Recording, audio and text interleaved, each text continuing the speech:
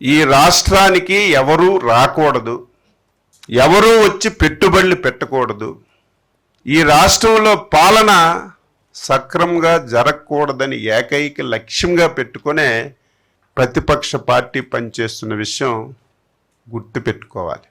ఒకవేళ పరామర్శకి వెళ్తే నువ్వు చిత్తూరు జిల్లా వెళ్ళావు, బంగారుపాలెం వెళ్ళావు, బంగారుపాలెంలో రైతులందరికీ పిలిచి పలకరించాలి.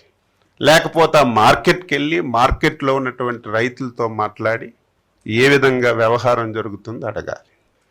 ఒక ప్రోగ్రాం ఇస్తారు, 5-6 జిల్లాల నుంచి ఒక టార్గెట్, ఈ నియోజకవర్గానికి ఇన్ని వేల మంది రావాలి, ఇన్ని వాహనాలు పంపిస్తున్నాం, ఇంత డబ్బు పంపిస్తున్నాం, ఈ సంఖ్యకి తగ్గకూడదని 5-6 జిల్లాల నుంచి రైతుకి పలకరించడానికి వెళ్ళేటప్పుడు ఈ విధంగా చేశారంటే ఇది కావాలని చేసిన విషయం అని చెప్పి ప్రతి ఒక్కరికి తెలియజేస్తున్నాను.